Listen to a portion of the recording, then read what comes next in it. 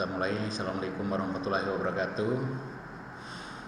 Hari ini kita coba untuk belajar secara online di metodologi penelitian, dan yang akan kita bahas dalam pertemuan kali ini adalah tentang materi theoretical framework dan hipotesis penelitian. Apa sih theoretical framework itu? Yang pertama kan seperti itu ya. Jadi setiap penelitian itu harus dibalut atau dibingkai dengan suatu teori tertentu, karena teori ini nanti yang akan memperkuat penelitian yang kita lakukan. Sedangkan hipotesis seperti kita sudah ketahui itu merupakan dugaan sementara. Jadi apa yang kita teliti itu hasilnya seperti apa sih, kita akan tentukan dulu hipotesisnya. Nah, theoretical framework dalam hal ini adalah dipakai untuk memudahkan kita menelusuri atau studi literatur dalam pelaksanaan penelitian ya. Maka terlebih dahulu ditentukan theoretical framework-nya itu tadi. Jadi kita belajar dari literatur yang ada. Penelitian itu bisa berupa hasil kajian literatur terlebih dahulu. Kemudian dari situ kita telusuri lagi teori-teori yang mendukung dari literatur-literatur yang ada dalam penelitian kita. Nah, theoretical framework ini merupakan kerangka berpikir atau model konseptual yang menggambarkan pertautan teori dari variabel-variabel penelitian dengan kerangka berpikir tersebut. Jadi ini merupakan kerangka berpikirnya atau model konseptualnya itu seperti apa gitu, itu terwujud dalam theoretical framework. Nah, untuk sementara kita dapat membuat kesimpulan yang dapat dijadikan jawaban sementara atau hipotesis dari masalah penelitian. Nah, penelitian kita nanti harus ada hipotesisnya. Hipotesis ini dugaan sementara ya, dan nanti kita pelajari lebih jauh tentang hipotesis. Nah, dari penelitian kita di pertemuan yang lalu sudah membicarakan tentang masalah, apa itu masalah. Nah, kemudian di sini ada tentang rumusan masalah. Jadi rumusan masalah ini misalkan begitu ya, kalau kita contohkan, apakah terdapat pengaruh yang positif antara pemberian bonus terhadap produktivitas kerja karyawan perusahaan car rental atau rental mobil. Nah, dari rumusan masalah ini kita bisa bagi menjadi dua variabel ya. Variabel independennya adalah pemberian bonus atau bonus itu sendiri, dan variabel dependennya adalah produktivitas kerja. Oke ya, ini kita pahami dulu tentang satu masalah, rumusan masalah, kemudian dibagi dalam variabel. Apakah terdapat pengaruh yang positif antara pemberian bonus terhadap produktivitas kerja karyawan perusahaan car rental. Seperti itu. Nah, dalam hal theoretical framework-nya nanti kita akan bagi dua variabel tersebut, variabel bonus dan variabel produktivitas kerja. Dalam variabel bonus, apa yang harus kita lakukan ini? Yang pertama, kita baca buku dan hasil penelitian tentang bonus. Nah, buku apa sih yang mengupas banyak tentang bonus? Kita kumpulkan dulu, kita cari dulu, mungkin juga dari beberapa sumber yang lain di internet begitu ya. Kemudian juga hasil-hasil penelitian tentang bonus dari jurnal dan sebagainya. Nah, setelah itu deskripsikan teori dan tentu saja hipotesisnya. Nah, kan kita bisa langsung buat begitu ya. Teorinya tentang bonus itu apa sih, kita tulis. Nah, kemudian kita analisis teori dan hipotesis tersebut. Secara teori, secara ilmu, bonus apakah memberikan pengaruh terhadap produktivitas, itu secara teori udah nggak masalah. Memang betul ya bahwa produktivitas kerja itu dipengaruhi oleh bonus. Ya, itu merupakan analisis komparatif dari teori dan hipotesis yang diambil. Nah, setelah itu buat kesimpulannya. Nah, kemudian juga di produktivitas kerja juga seperti itu. Jadi masing-masing kita pisahkan dulu dari variabelnya.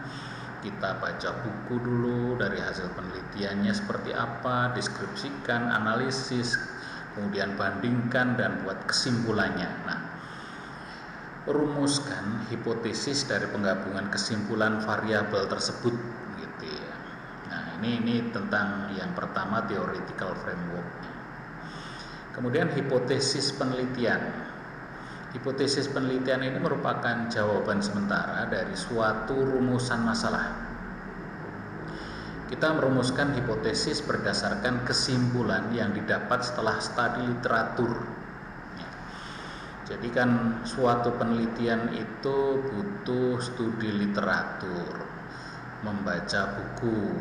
Ya, misalkan buku yang banyak berhubungan dengan yang kita pelajari saat ini, misalkan tentang manajemen pemasaran. Oh, bukunya Philip Kotler yang kita pakai acuan. Kita pelajari buku-buku Philip Kotler tentang apa yang sedang kita teliti. Tadi misalkan tentang bonus dan kinerja, ya kita pelajari dulu dari situ. Nah, kemudian rumusan hipotesis itu tergantung pada rumusan masalahnya. Bila rumusan masalahnya deskriptif, maka rumusan hipotesisnya harus bersifat deskriptif pula. Begitu juga untuk rumusan masalah asosiatif, maka hipotesisnya asosiatif. Nah, ini kita perlu tahu nanti beberapa contoh hipotesis yang menggunakan rumusan masalah deskriptif, kemudian juga yang masalah yang asosiatif. Coba kita lihat sekarang contohnya. Rumusan masalah deskriptif. Berapa lama daya tahan batu baterai merek X? Misalkan begitu ya. Maka hipotesis penelitiannya adalah daya tahan batu baterai merek X paling lama 8 jam. Perhatikan lagi ini. Ini deskriptif. Berapa lama daya tahan batu baterai merek X? Nah, hipotesis penelitiannya daya tahan batu baterai merek X paling lama 8 jam.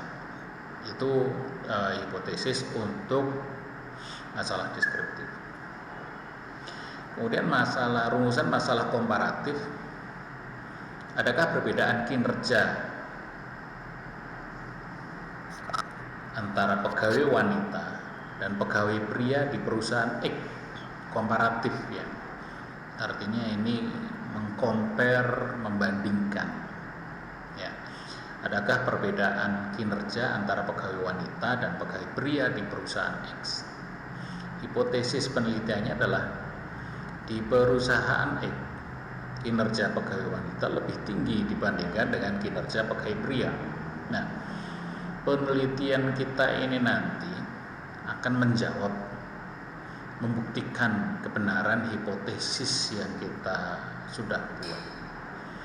Jadi kalau hasilnya bagaimana?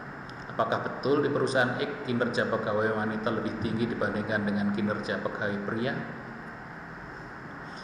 Nah, kemudian masalah asosiatif, rumusan masalah asosiatif. Adakah hubungan yang signifikan antara harga komputer dengan kualitas komputer?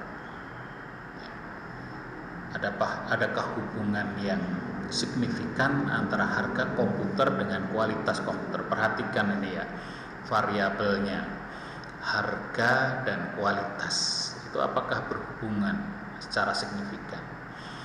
Hipotesis penelitiannya adalah terhadap hubungan yang positif dan signifikan antara harga komputer terhadap kualitas komputer. Ya. Jadi hipotesis penelitiannya kita lihat nih, perhatikan baik-baik. terdapat hubungan yang positif dan signifikan antara harga komputer terhadap kualitas komputer. Secara teori memang harus betul dulu, harus benar dulu bahwa memang harga itu berpengaruh positif terhadap kualitas. Positif loh ya, artinya kalau harganya naik,